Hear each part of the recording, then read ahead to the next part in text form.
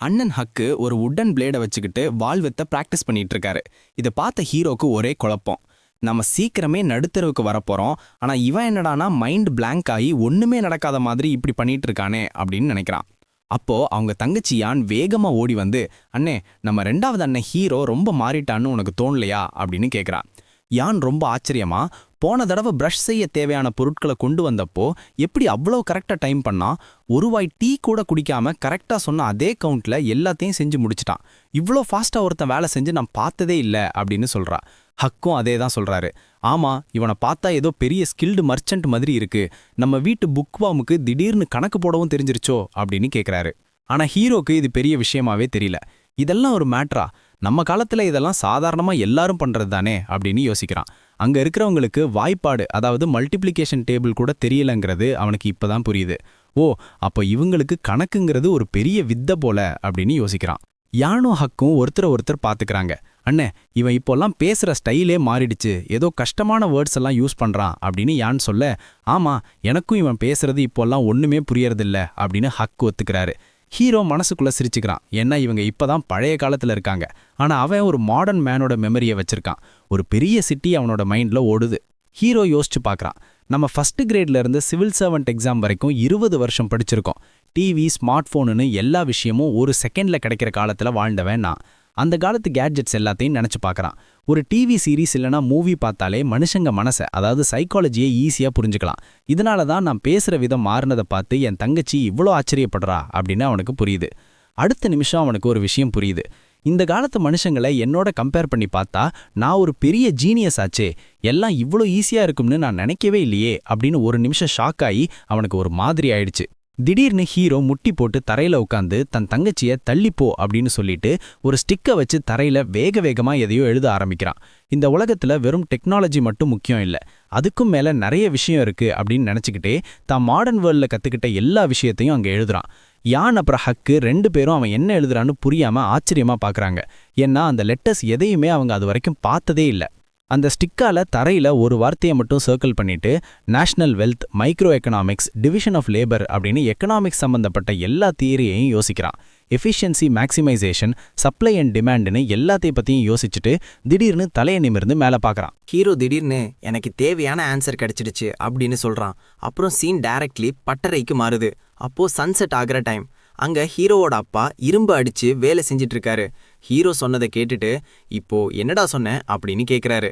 Hero தன் கையை முன்னாடி நீட்டி, இந்த ஃபார்ஜை என்கிட்ட கொடுத்துடுங்க அப்படின்னு கேட்குறான். இதை கேட்டுட்டு அவங்க அப்பாவுக்கு செம கெடுப்பு. மார்னிங்லேருந்து என்னடா நான்சென்ஸா பேசிட்டு இருக்க அப்படின்னு கேட்குறாரு. ஹீரோ அங்கே ஒரு ஸ்டம்பில் உட்காந்துட்டு, என்கிட்ட ஒரு ஐடியா இருக்கு, அதை இம்ப்ளிமெண்ட் பண்ணணும்னு நினைக்கிறேன் அப்படின்னு சொல்கிறான். இதை கேட்டதும் அந்த அழுக்கு துணி போட்டிருந்த அவங்க அப்பாவுக்கு கொஞ்சம் இன்ட்ரெஸ்ட் வருது. அப்புறம் ஒரு பெரிய பெருமூச்சு விட்டுட்டு, தம்பி, ஒரு ஃபார்ஜை மேனேஜ் பண்ணுறது அவ்வளவு ஈஸி இல்லடா, உனக்கு எக்ஸ்பீரியன்ஸ் ரொம்ப கம்மி, முக்கியமாக உனக்கு ட்ரேடிங் டேலண்ட் இல்லை அப்படின்னு சொல்கிறாரு. ஹீரோ கையை கட்டிக்கிட்டு, இன்னும் எவ்வளவு சில்வர் காயின்ஸ் நம்மளால பாரோ பண்ண முடியும் அப்படின்னு கேட்குறான். இதை கேட்டு அவங்க அப்பா அப்படியே ஷாக் ஆகிட்டாரு.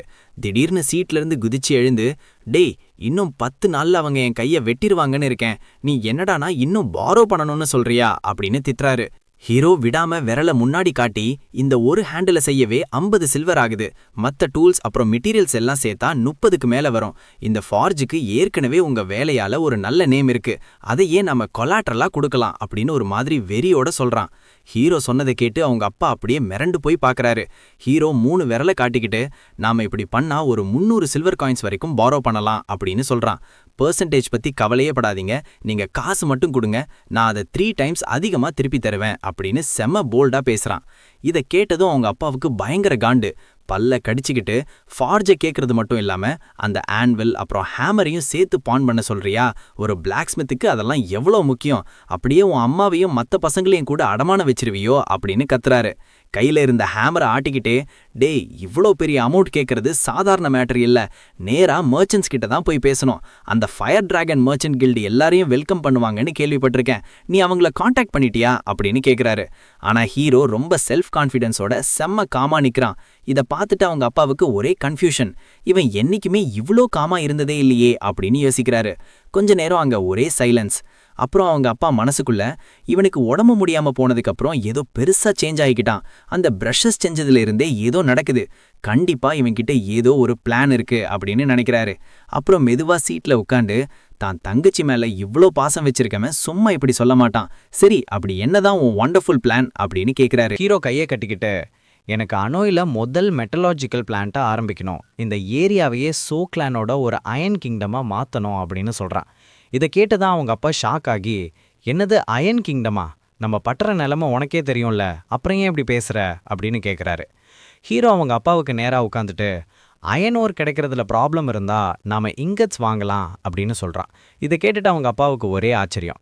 ஹீரோ மனசுக்குள்ள இரும்பு தாதுவிலிருந்து தேவையில்லாததெல்லாம் எடுத்துட்டு வர்றது தான் இந்த இங்கட்ஸ் அப்படின்னு யோசிச்சுக்கிறான். அவங்க அப்பா, டே லயன், ஒரு இங்கட் எவ்வளோ விலைன்னு உனக்கு தெரியுமா அப்படின்னு கேட்க, ஹீரோ அசால்ட்டா, ஆவரேஜாக ஒரு 3 சில்வர் காயின்ஸ் வரும் அப்படின்னு சொல்கிறான். அவங்க அப்பா சுத்தியலை தரையில் வச்சுட்டு, உனக்கு நிஜமாவே எல்லாம் தெரியுமா, நம்ம பட்டறையில் இப்போதைக்கு நல்லா விற்கிறது இந்த இரும்பு கலப்பை மட்டும்தான் அப்படின்னு சொல்கிறாரு. அதுதான் விவசாயிகளுக்கு பெஸ்ட் சாய்ஸ்னு சொல்கிறாரு. ஹீரோ 3 விரலை காட்டி, நாம் இந்த கலப்பைகளை செய்கிறதுல தான் முழு எஃபர்ட்டையும் போடணும், அப்படி பண்ணால் மற்ற பொருளோட விலையை விட ஒரு 30% கம்மியாக நம்மளால் விற்க முடியும் அப்படின்னு சொல்கிறான். இதை கேட்டதும் அவங்க அப்பா அப்படியே ஸ்டன் ஆகிட்டாரு. என்னது, 40 சில்வர் காயின்ஸ் விற்கிற கலப்பையை 28க்கு விற்க போறியா? ஒரு கலப்பை செய்யவே 2 வாரம் ஆகும்டா, இது எவ்வளவு கஷ்டமான வேலைன்னு உனக்கு தெரியுமா அப்படின்னு கேட்குறாரு. ஹீரோ கையை நீட்டி, நீங்க சொல்றது இரும்பு தாதுவுல இருந்து ஸ்டீல் எடுக்கிற கணக்கு, ஆனா நம்ம டைரக்டா இங்கட்ஸ் யூஸ் பண்ணா ஒரு கலப்பையை வெறும் 7 இல்லனா 4 நாள்ல செஞ்சு முடிச்சிடலாம் அப்படின்னு சொல்றான். இதை கேட்டுட்டு அவங்க அப்பாவுக்கு செம டென்ஷன் ஆகிடுச்சு. சும்மா காத்துல வார்த்தையை விடாத, வெறும் 20 காயின் லாபத்துக்காலே என்னைய உயிரை விடுற வரைக்கும் வேலை செய்ய சொல்றியா? ஒரு மரம் வெட்டுறவன் கூட நாளைக்கு 10 காயின் சம்பாதிப்பான், 4 நாள்ல அவனுக்கு 40 கிடைக்கும் அப்படின்னு திட்டுறாரு. ஹீரோ ஒரு பெரிய பெருமூச்சு விட்டுட்டு, உங்களை யார் இதெல்லாம் செய்ய சொன்னது அப்படின்னு கேட்குறாரு. அவங்க அப்பாவுக்கு ஒரே ஆச்சரியம். ஹீரோ சொல்றான், இந்த முழு டிஸ்ட்ரிக்ட்லேயே 28 காயினுக்கு கலப்பை விற்கிற ஒரே ஃபோர்ஜ் நம்மளா தான் இருக்கோம். இந்த நியூஸ் மட்டும் வெளியே தெரிஞ்சா ஜனங்களே நம்மளை தேடி வருவாங்க. ஹீரோ ஒரு பெரிய சிரிப்போட, நாம இதை விற்கிறது மட்டும் இல்ல, ஒரு நாளைக்கு 40 கலப்பை செய்ய போறோம் அப்படின்னு சொல்றான். இதை கேட்டுட்டு அவங்க அப்பா, உனக்கு என்ன பைத்தியம் பிடிச்சிருக்கா, ஒரு நாளைக்கு 40 அப்படின்னு கேட்குறாரு. ஹீரோ சிரிச்சுக்கிட்டே, எனக்கு ஒன்றும் பைத்தியம் இல்லை, நான் தெளிவாக தான் இருக்கேன் அப்படின்னு சொல்லிட்டு சீட்ல இருந்து டக்குன்னு எழுந்திருக்கிறான். தான் பாக்கெட்ல இருந்து ஒரு புக்கை வெளியெடுத்து, முதல்ல நம்ம சின்னதாக ஆரம்பிப்போம், ஒரு 20 பேரை வேலைக்கு எடுக்கலாம், அவங்களுக்கு மட்டும் நான் கரெக்டாக ட்ரெயின் பண்ணிட்டா போதும் அப்படின்னு சொல்கிறான். ஹீரோ மனசுக்குள்ள கூடையில விறகு சுமந்துட்டு போற ஒருத்தரை நினைச்சு பார்க்கறான். நமக்கு முதல்ல கரிக்கட்டை எரிக்கிற ஒரு ஆள், சார்கோல் பர்னர் வேணும் அப்படின்னு சொல்றான். அப்புறம் ஒருத்தன் உலையில நெருப்பு மூட்டுறத கற்பனை பண்ணிட்டு, நான் என்ன இதை பத்தி விளக்கணுமா அப்படின்னு கையை நீட்டி கேட்குறான். நானே எல்லாருக்கும் ட்ரைனிங் கொடுத்துருவேன், ஒவ்வொரு டீம்லையும் 2 பேர் இருப்பாங்க, 5 மணி நேரம் வேலை, 2 ஷிஃப்ட்ஸா 4 பேர் வேலை பார்ப்பாங்க அப்படின்னு ஹீரோ பிளான் சொல்றான். இதை கேட்டுட்டு அவங்க அப்பா ஒண்ணுமே பேசாம ஒரு மாதிரி கடுப்பா நிக்கிறாரு. அப்புறம் நெருப்ப கரெக்டான சூட்ல வச்சிருக்க ஒரு ஆள் வேணும், அது ரொம்ப கஷ்டமான வேலைன்னு ஹீரோ சொல்றான். ஆனா தான் புக்ல எழுதினதை பார்த்துட்டு, ஒவ்வொரு 1 மணி நேரத்துக்கும் அவங்க மாத்தி மாத்தி வேலை செஞ்சுக்கலாம், அதனால 2 பேர் இருந்தா போதும், 5 மணி நேரத்துக்கு ஒரு ஷிஃப்ட்னு 4 பேர் இருந்தா கரெக்டா இருக்கும், அவங்க தானா பழகிக்கிற வரைக்கும் நாம தான் டெம்பரேச்சரை செக் பண்ணி அவங்கள கண்ட்ரோல் பண்ணணும் அப்படின்னு விளக்குறான். அவங்க அப்பாவுக்கு இதுல சுத்தமா இஷ்டமே இல்லை. ஒருத்தன் சுத்தியல வச்சு பயங்கரமா அடிக்கிறத நினைச்சு பார்க்கறாரு. ஹீரோ விடாம, அடுத்தது சுத்தியல் அடிக்கிறவங்க தான் ஹேமர் பிரேக்கர், இதுதான் இருக்கிறதுலேயே ரொம்ப கஷ்டமான வேலை, அதனால தான் இங்க அதிக ஆளுங்க தேவைப்படுவாங்க. இப்போதைக்கு ஒரு ரூம்ல ஒரு ஆன்வில் இருக்கு, ஒரு டீமுக்கு 5 மணி நேரம் வேலை, ஷிஃப்ட் கணக்கில் பார்த்தா 8 பேர் வேணும், இவங்க தான் நம்ம பட்டறையோட முக்கியமான ஆளுங்களா இருப்பாங்க அப்படின்னு கையை நீட்டி சொல்றான். அவங்களுக்கு நல்ல அனுபவம் வர்ற வரைக்கும் நானே கூட இருந்து ட்ரெயின் பண்ணி சப்போர்ட் பண்ணுவேன் அப்படின்னு ஹீரோ சொல்றான். இதையெல்லாம் கேட்டதும் அவங்க அப்பா அப்படியே யோசனையில மூழ்கிட்டாரு. அப்போ ஹீரோ உருக்குன இரும்ப அச்சில ஊத்துற ஒருத்தரை கற்பனை பண்ணி பார்த்துட்டு, அடுத்ததா அந்த ஃபவுண்டரி ஒர்க்கர் பத்தி பேசுறான். சுத்தியல் அடிக்கிறவங்களுக்கு அப்புறம் இவங்க தான் வேலை பார்ப்பாங்க, ஒரு டீம்ல 2 பேர், 6 மணி நேர ஷிஃப்ட்னு மொத்தம் 4 பேர் வேணும் அப்படின்னு சொல்றான். அப்புறம் செம சிரிப்போட, நம்ம கடை சின்னதுங்கிறதால விளம்பரம் பண்றது, கஸ்டமரை பிடிக்கிறது எல்லாத்தையும் நானே பார்த்துப்பேன், அப்புறமா வேணும்னா ஆளுங்களை சேர்த்துக்கலாம் அப்படின்னு சொல்றான். மகன் பேசி முடிச்சதும் அந்த பழைய துணி போட்டிருந்த அவங்க அப்பாவுக்கு பயங்கர சந்தோஷமாயிடுச்சு. ஹீரோ நேரா அப்பா முன்னாடி நின்னு சம்பளம் பத்தி சொல்றான். கரிக்கட்டை எரிக்கிறவருக்கு நாளைக்கு 8 காயின், நெருப்பு மூட்டுறவருக்கு 9, சுத்தியல் அடிக்கிறவருக்கு 12, அப்புறம் அந்த அச்சில ஊத்துறவருக்கு 11 காயின் சம்பளம். சீக்கிரமே நம்மக்கிட்ட நிறைய கஸ்டமர்ஸ் வருவாங்க. இவங்க ஒரு நாளைக்கு 12 மணி நேரம் விடாம ஷிஃப்ட் முறையில் வேலை செஞ்சா எல்லாருக்கும் சம்பளம் கொடுக்க மொத்தம் 208 காயின் இல்லனா 2 சில்வர் காயின்ஸ் தேவைப்படும். இதை கேட்டதும் அவங்க அப்பா விரல விட்டு கணக்கு போட ஆரம்பிக்கிறாரு. ஹீரோ 2 விரல காட்டி, ஆரம்பத்தில் அவங்களுக்கு ஸ்கில் கம்மியாக இருக்கிறதால மெதுவாக தான் வேலை செய்வாங்க. அதனால ஒரு நாளைக்கு 20 கலப்பை வரும்னு எதிர்பார்க்குறேன். போக போக அந்த எண்ணிக்கையை அதிகமாக்கலாம் அப்படின்னு சொல்கிறான். அப்புறம் ஒரு வெறியோட, நமக்கு ஆரம்பத்தில் வர்ற வருமானம் 400 அயன் காயின்ஸ் இல்லனா 4 சில்வர் காயின்ஸ். எல்லாருக்கும் சம்பளம் கொடுத்தது போக ஒரு நாளைக்கு 2 சில்வர் காயின்ஸ் லாபம் நிற்கும். அப்படின்னா மாசத்துக்கு 60 சில்வர் காயின்ஸ் நம்ம கைக்கு வரும் அப்படின்னு கணக்கு முடிக்கிறான். அந்த இரும்பு கட்டிகள் புல்லியன் வாங்குற செலவு அப்புறம் வீட்டு செலவெல்லாம் போக மீதி வர்ற எல்லா லாபத்தையும் திரும்பவும் பிசினஸ்லயே போடணும்னு ஹீரோ சொல்றான். நம்ம பட்டறையை 20 மடங்கு பெருசாக்குற வரைக்கும் ஓயக்கூடாதுங்கிறது தான் அவன் பிளான்.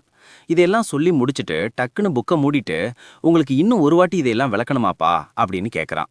இதை கேட்டதும் அவங்க அப்பா அப்படியே டம் ஃபவுண்டட் ஆகி வாய் அடைச்சு போய் நிற்கிறாரு. ஹீரோ அந்த நோட்ஸை தன் ட்ரெஸ்ஸுக்குள்ளே வச்சுக்கிட்டு என்னோட பிரில்லியன் ப்ரெசன்டேஷனை பார்த்துட்டு மனுஷன் அப்படியே ஷாக் ஆகி நிற்கிறாரு. நைட்டில் டிவியில் வர்ற புது புது ப்ராடக்ட் ஆட்ஸை பார்த்தது வீண் போகலை அப்படின்னு மனசுக்குள்ளே நினச்சிக்கிறான். அப்புறம் அவங்க அப்பா பட்டறையில் கஷ்டப்பட்டு வேலை செய்கிறத நினச்சி பார்க்குறான். பொதுவாக எல்லா பிளாக் ஸ்மித்துக்கும் ஒரு சோல் இருக்கும். அவங்க மொத்த வாழ்க்கையையும் இரும்போடையே கழிப்பாங்க. எல்லா வேலையையும் அவங்களே தான் இழுத்து போட்டு செய்வாங்க அப்படின்னு யோசிக்கிறான். அவங்க அப்பா யோசனையோட ஹீரோவை பார்க்குறாரு. இவன் எல்லா வேலையையும் பிரித்து கொடுத்துட்டு என்னைய வெறும் கிராஃப்டிங் மட்டும் பண்ண சொல்கிறான். ஒரு பிளாக் ஸ்மித்துக்கு இது ஓகே தான், ஆனால் மாதத்துக்கு 60 சில்வர் லாபம்னா அது ரொம்ப அதிகமாக இருக்கே அப்படின்னு யோசிக்கிறாரு.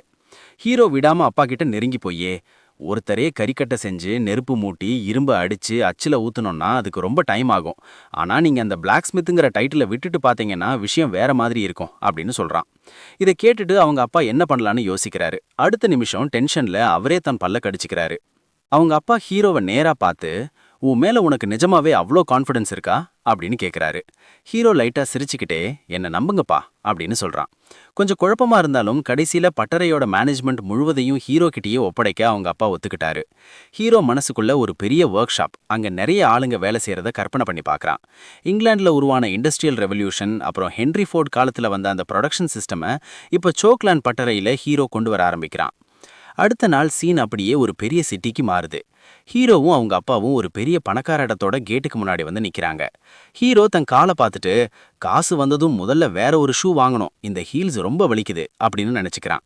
அப்போ அவங்க அப்பா உள்ளே போகாமல் அங்கேயே நிற்கிறத கவனிச்சுட்டு, ஏன்பா இன்னும் இங்கேயே நிற்கிறீங்க, உள்ளே போவோம் வாங்க அப்படின்னு கூப்பிடுறான். உலகம் எப்படி இயங்குதுன்னு தெரியாத ஒரு சாதாரண மனுஷனாக இருக்கிறதுல என்ன பிரயோஜனம்னு நினச்சிக்கிட்டு ஹீரோ ரொம்ப கான்ஃபிடென்ட்டாக முன்னாடி நடந்து போகிறான். கேட்டுக்கிட்ட போனதும் அங்கே ஒரு கார்டு நிற்கிறத பார்க்குறான். அங்கே இருந்த ஒருத்தர், நாங்கள் 3rd மாஸ்டரோட கெஸ்ட்டு, நீங்கள் அந்த கியூவில் தான் போய் நிற்கணும் அப்படின்னு கை காட்டி சொல்கிறாங்க. இதை கேட்டதும் ஹீரோ சிரிச்சுக்கிட்டே, ஓ இவர் மெர்ச்சன்ட் கில்டோட கார்டா, பார்த்தாலே எல்லாம் புரியுது அப்படின்னு நினச்சிக்கிட்டு அவருக்கு ஒரு தேங்க்ஸ் சொல்கிறான். ஹீரோ கியூவில் போய் நிற்கிறப்போ அந்த கார்டு அவனா உள்ளே போக சொல்கிறான். அப்போ ஒருத்தன் ரொம்ப சோகமாக அந்த பில்டிங்லேருந்து வெளியே வரான். அவனை பார்த்ததும் ஹீரோக்கு ஒரு விஷயம் புரியுது. வெளியே வர்றவங்க மூஞ்சியை பார்த்தா இங்கே காரியம் நடக்கிறது அவ்வளோ சிம்பிள் இல்லை போலையே அப்படின்னு நினச்சிக்கிறான். அடுத்த நிமிஷம் கார்டு, அடுத்த ஆள் உள்ள போங்க அப்படின்னு கத்துனதும் ஹீரோவோட அப்பா பயந்துடுறாரு. ஹீரோ அவரை அங்கேயே நிற்க சொல்லிட்டு அவன் மட்டும் தைரியமா உள்ள போறான். உள்ள போனா அங்க ஒருத்தர் மஞ்சள் கலர் ட்ரெஸ் போட்டுட்டு உட்கார்ந்துருக்காரு. அவரை பார்த்ததும் ஹீரோக்கு செம்ம சர்ப்ரைஸ். அந்த ஆளு உனக்கு எவ்வளோ சில்வர் வேணும் அப்படின்னு கேட்குறாரு. ஹீரோ மனசுக்குள்ள இவரு லீஜாங் ஜேவா அப்படின்னு யோசிக்கிறான். ஹீரோ ஒரு பெரிய சிரிப்போட, எனக்கு ஒரு 300 சில்வர் வேணும் அப்படின்னு கேட்குறான். இதை கேட்டதும் அந்த மெர்ச்சன்ட் கில்டோட 3rd மாஸ்டர் அமைதியா குனிஞ்சு ஏதோ பார்க்குறாரு. அப்புறம் தான் அசிஸ்டன்ட் கிட்ட கையை காட்டி இவனை வெளியே கூட்டிட்டு போங்க அப்படின்னு ஆர்டர் போடுறாரு. அப்போ டக்குன்னு ஹீரோ, எனக்கு 3 வருஷம் டைம் கொடுங்க அப்படின்னு சொல்றான். செம்ம செல்ஃப் கான்ஃபிடென்ஸோட, நீங்க இப்போ என்னை வெறுங்கையோட அனுப்புறதுக்காக பின்னாடி ரொம்ப வருத்தப்படுவீங்க, உங்க தலையையே தரையில மோதிப்பீங்க அப்படின்னு சொல்றான். இதை கேட்டதும் அந்த ஜேக்கு செம்ம இன்ட்ரெஸ்ட் ஆகிடுச்சு. ஹீரோ கையை ஆட்டிட்டு, இது உங்க வாழ்க்கையிலே நீங்க பண்ற மிகப்பெரிய மிஸ்டேக்கா கூட இருக்கலாம் அப்படின்னு சொன்னதும் அந்த 3rd மாஸ்டர் அப்படியே ஸ்டன் ஆகி நிக்கிறாரு. ஹீரோ செம்ம கெத்தா பேச ஆரம்பிக்கிறான். நான் உண்மையை தான் சொன்னேன். விவசாயிகளுக்கு ரொம்ப கம்மியான விலையில இரும்பு சாமான்களை சப்ளை பண்ண போற ஒரு பட்டறையோட கைகோர்க்கிற ஒரு சூப்பர் சான்ஸை நீங்க இப்போ மிஸ் பண்ணிட்டீங்க அப்படின்னு சொல்றான். இதை கேட்டுட்டு ஜேக்கு ஒரே குழப்பம். நீ என்ன கோல்டன் ஹில் பட்டறையிலிருந்தோ இல்ல கிரேட் பிளாக் ஃபயர்ல இருந்தோ வரியா அப்படின்னு கேட்குறாரு.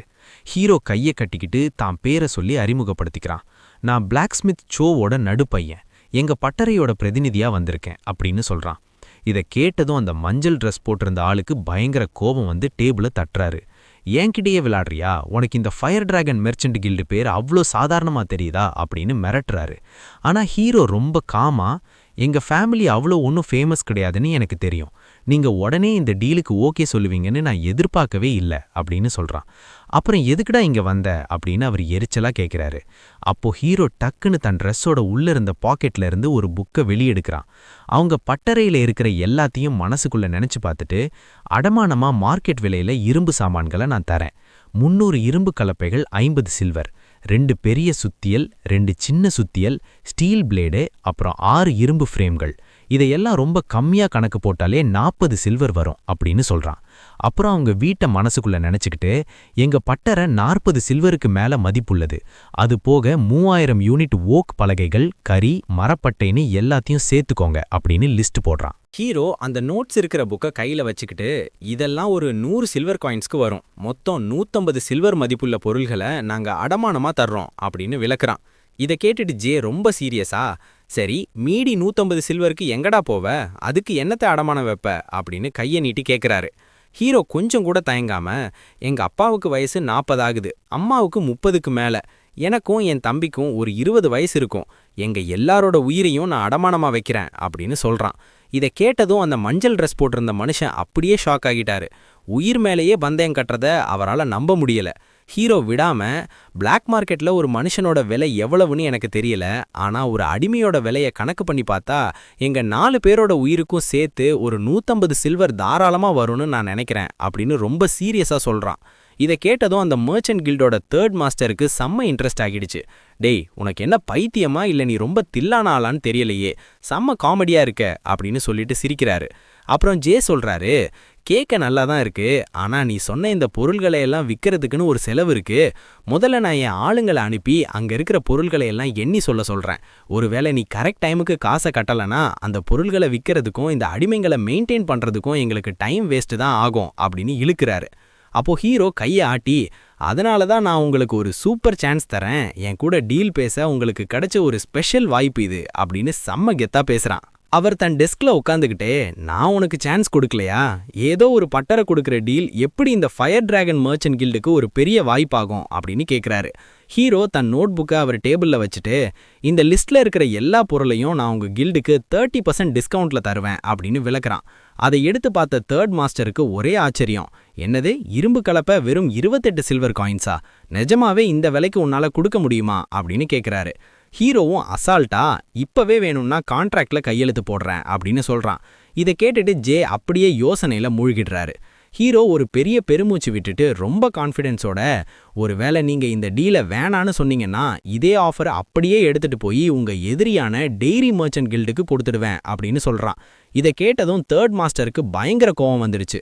என்னடா, நேர ஏன் காம்படிட்டர்கிட்டயே போவியா, என் மானத்தை வாங்குறதுக்காகவே இப்படி பேசுறியா அப்படின்னு கத்துறாரு. அப்புறம் ஜே டக்குன்னு அங்க இருந்த ஜெனரல் ஹாவை கூப்பிட்டு, இவனுக்கு ஒரு 1000 சில்வர் காயின்ஸ் ரெடி பண்ணு அப்படின்னு ஆர்டர் போடுறாரு. இதை கேட்ட அந்த அசிஸ்டன்ட் அப்படியே ஷாக் ஆகி நிற்கிறான். அப்புறம் ஜே ஹீரோவை பார்த்து, நாம பிளாக் மார்க்கெட் விலைப்படி தான் கணக்கு பண்ணணும், நீ உன் உயிரையே பந்தயம் வச்சிருக்க, அப்படின்னா உங்க 4 பேர் விதியும் இப்போ ஏன் கையில தான் இருக்கு, உங்களை அடிமை ஆக்குறதும் ஆக்காததும் இனிமே ஏன் இஷ்டம்தான் அப்படின்னு ரொம்ப சீரியஸா சொல்றாரு. அவங்க அப்பா முன்னாடி விரலை நீட்டி அந்த மஞ்சள் ட்ரெஸ் போட்ட ஆளு ஒரு முக்கியமான கண்டிஷன் போடுறாரு. எனக்கு உன் சொத்து சுகம் எதுவும் அடமானமா தேவையில்லை, ஆனா நீ மட்டும் கரெக்டா பணத்தை கட்டலனா 1000 சில்வர் காயின்ஸ் கொடுத்து நானே உன விலைக்கு வாங்கிடுவேன் அப்படின்னு சொல்றாரு. ஹீரோ அசால்ட்டா தன் நோட் புக் எடுத்து உள்ள வச்சுக்கிட்டு, அப்படி ஒரு நிலைமை வராது அப்படின்னு பதில் சொல்றான்.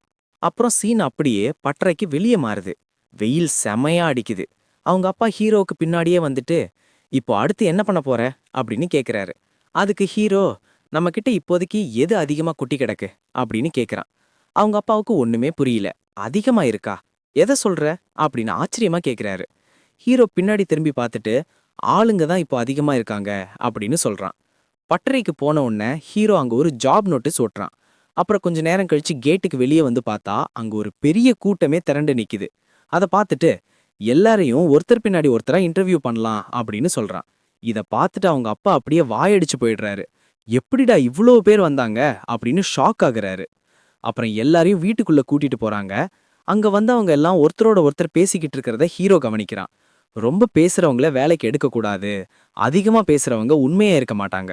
அவங்க மத்தவங்களையும் வேலை செய்ய விடாம கிளப்பி விட்டுட்டே இருப்பாங்க அப்படின்னு ஹீரோ மனசுக்குள்ள கணக்கு போடுறான். அங்க வந்து நின்னவங்கள்ல சில பேர் நிக்கவே முடியாம தள்ளாடுறத பார்த்துட்டு, இந்த மாதிரி உடம்பு தெம்பில்லாதவங்கள வேலைக்கு எடுக்கக்கூடாது. ஏன்னா பட்டறை வேலை ரொம்ப அதிகமா இருக்கும். அவங்களால அதை தாங்க முடியாது அப்படின்னு ஹீரோ யோசிக்கிறான். அப்புறம் ஒரு ஓரமா நிக்கிற சில பேரை பார்க்கறான். அவங்களுக்கு பார்த்தாலே ஒண்ணுமே புரியாத மாதிரி முழிக்கிறாங்க. இப்படி அறிவில்லாதவங்களையும் சேர்க்கக்கூடாது. இவங்க மந்தமா இருந்தா மொத்த வேலையும் கெட்டுடும் அப்படின்னு ஹீரோ முடிவு பண்றான். ஒவ்வொருத்தரையும் தனித்தனியா இன்டர்வியூ பண்றப்போ எந்த ஒரு பிசினஸுக்கும் உழைக்கிற குணம் உள்ளவங்க தான் முக்கியம்னு அவனுக்கு புரியுது. ஹீரோ தம் பழைய வாழ்க்கையில கடையிலையும் கேஸ் ஸ்டேஷன்லயும் வேலை பார்த்ததை நினைச்சு பார்க்கறான். அவனோட பிசினஸ் அட்மினிஸ்ட்ரேஷன் படிப்பு, அப்புறம் இந்த மாதிரி பல இடங்கள்ல பார்த்த பார்ட் டைம் வேலை தான் இப்போ அவருக்கு இவ்வளவு ஹெல்ப் பண்ணுது. மனசுக்குள்ள அவன் படிச்ச ஏகப்பட்ட புக்ஸையும் இன்டர்நெட்ல கத்துக்கிட்ட பிசினஸ் விஷயங்களையும் நினைச்சு பார்க்கறான். வெயில் அப்படியே சுட்டெரிக்குது. இன்டர்வியூ முடிஞ்சு செலக்ட் ஆன பெரிய கூட்டத்துக்கு முன்னாடி ஹீரோ போய் நிக்கிறான். உங்க எல்லாருக்கும் வாழ்த்துக்கள். இனிமே நீங்க நம்ம ஃபேமிலில ஒருத்தர். நம்ம பட்டறை வேலையை பத்தி நீங்க இப்ப தெரிஞ்சுக்க போறீங்க. ஆரம்பத்துல எந்த ஷிஃப்டா இருந்தாலும் எல்லாரும் காலையில ஒன்னா சேரணும் அப்படின்னு சொல்றான். கையில ஒரு பேப்பரை வச்சுக்கிட்டு, இதுதான் உங்க கான்ட்ராக்ட். கறிக்கட்டை எடுக்கிற வேலைக்கு யாரெல்லாம் செலக்ட் ஆனீங்களோ அவங்க முன்னாடி வாங்க அப்படின்னு கூப்பிடுறான். உங்களுக்கு படிக்க தெரியும்னா நீங்களே இதை படிச்சு பாருங்க. இல்லனா நான் விளக்குறத கேளுங்க. படிக்க தெரிஞ்சவங்க இந்த கான்ட்ராக்ட்ல என்ன எழுதியிருக்குன்னு ஒரு வாட்டி செக் பண்ணிக்கோங்க அப்படின்னு ரொம்ப சீரியஸா சொல்றான். அந்த ஆளுங்களும் குழப்பத்தோட அந்த பேப்பரை வாங்கி பார்க்கறாங்க. கையை நீட்டி ஹீரோ பேச ஆரம்பிக்கிறான். நேத்தே சொன்ன மாதிரி கறிக்கட்டை எடுக்கிறவங்களுக்கு ஒரு நாளைக்கு 8 காயின் சம்பளம். ஆனா நீங்க சொன்ன நேரத்தை விட அதிகமா வேலை செஞ்சா ஓவர் டைம் ஒவ்வொரு மணி நேரத்துக்கும் எக்ஸ்ட்ராவா 2 காயின் தருவோம் அப்படின்னு சொல்றான். இதை கேட்டதும் அங்க இருந்தவங்களுக்கு ஒரே ஆச்சரியம். ஹீரோ சிரிச்சுக்கிட்டே, அப்படின்னா உங்களுக்கு கிடைக்கிற மொத்த சம்பளம் இன்னும் அதிகமாகும் அப்படின்னு விளக்குறான். அந்த ஆளுங்க ஒருத்தர் பார்த்துக்கிட்டு, கஷ்டப்பட்டு வேலை செஞ்சா 1 மணி நேரத்துக்கு 2 காயின் தருவாங்களா அப்படின்னு ஆச்சரியமா பேசிக்கிறாங்க. அப்புறம் ஹீரோ தன் கைகளாலேயே நம்பர்ஸை காட்டி, ஒவ்வொரு 7வது நாளும் நீங்க ரெஸ்ட் எடுத்துக்கலாம். அன்னைக்கு நீங்க வேலைக்கு வர வேணாம், ஆனா அன்னைக்கும் உங்களுக்கு வீக்கெண்ட் அலவன்ஸ்னு உங்க சம்பளத்துல 70% காசு வந்துடும். அதாவது லீவு நாள்ல கூட உங்களுக்கு 6 காயின் கிடைக்கும் அப்படின்னு சொல்றான். இதை கேட்டதும் அந்த ஒர்க்கர்ஸ் எல்லாம் செம குஷி ஆயிட்டாங்க. ஒரு நாள் முழுக்க வேலையே செய்யாம காசு கிடைக்கும்னு அவங்களுக்கு ரொம்ப சந்தோஷம். ஹீரோ முகத்துல ஒரு பிரகாசத்தோட, நீங்க வேலை செய்யாத நாள்ல கூட உங்களுக்கு காசு வரும். ஏன்னா நம்ம பட்டறை வேலைக்கும் உங்க ரெஸ்ட் ரொம்ப முக்கியம். அப்பதான் உங்க உடம்பு ஆரோக்கியமா இருக்கும். அடுத்த நாள் இன்னும் வெறியா வேலை செய்ய முடியும் அப்படின்னு சொல்றான். அந்த ஆளுங்களுக்கு இது பெரிய விஷயமா தெரியுது. ஒரு நாள் லீவ் எடுத்தா கூட சம்பளம் வருமா அப்படின்னு வியந்து பாக்குறாங்க. ஹீரோ ஒரு குசும்பு சிரிப்போட, இதுக்கே ஆச்சரியப்பட்டா எப்படி, இன்னும் நிறைய இருக்கு. ஒரு நாளைக்கு 30 கலப்பைக்கு மேல நீங்க செஞ்சு முடிச்சீங்கன்னா உங்களுக்கு 50% போனஸ் காசு கிடைக்கும் அப்படின்னு சொல்றான். அந்த கூட்டமே அவனை ஒரு மாதிரி ஆச்சரியமா பாக்குது. கடைசியில ஹீரோ, இப்படி கணக்கு பண்ணி பார்த்தா ஒரு நாளைக்கு உங்களால 12 காயின் வரைக்கும் சம்பாதிக்க முடியும் அப்படின்னு சொல்லி முடிக்கிறான். ஹீரோ புதுசா வேலைக்கு சேர்ந்த ஒருத்தர்கிட்ட போய், உங்களுக்கு லீவ் எடுக்கவும் வாய்ப்பு இருக்கு. அந்த வாராந்திர லீவ் இல்லாம மாசத்துக்கு ஒரு நாள் எக்ஸ்ட்ராவா லீவ் எடுத்துக்கலாம். ஒருவேளை அந்த லீவை நீங்க எடுக்காம வேலை செஞ்சீங்கன்னா அதுக்கு உங்களுக்கு டபுள் பே கிடைக்கும் அப்படின்னு சொல்றான். அப்புறம் ரொம்ப சந்தோஷமா, அது மட்டும் இல்ல, ஒரு வருஷம் முழுசா லீவு போடாம வேலை செய்யறவங்களுக்கு அடுத்த வருஷம் தொடர்ந்து 5 நாள் லீவு கிடைக்கும். அந்த 5 நாள் நீங்க ஜாலியா ரெஸ்ட் எடுக்கலாம். இல்ல காசு வேணும்னு நினைச்சா வேலைக்கு வரலாம். அப்போ உங்களுக்கு சம்பளம் டபுளா வரும் அப்படின்னு சொல்றான். இதெல்லாம் கேட்டதும் அங்க இருந்து உங்களுக்கு அப்படியே தலை சுத்திருச்சு. இதெல்லாம் நிஜமாவே நடக்குதான்னு அவங்களால நம்பவே முடியல. ஹீரோ மனசுக்குள்ள, இவங்க ஆச்சரியப்படுறதுல தப்பு இல்ல. இந்த நவீன சம்பள முறை எவ்வளவோ கஷ்டப்பட்டு பல வருஷத்துக்கு அப்புறம் தான் இப்போ இருக்கிற நிலைமைக்கு வந்திருக்கு. இதுதான் கேபிட்டலிசமோட தூணே அப்படின்னு நினைச்சுக்கிறான். அப்புறம் முன்னாடி நிக்கிறவங்கள பார்த்து,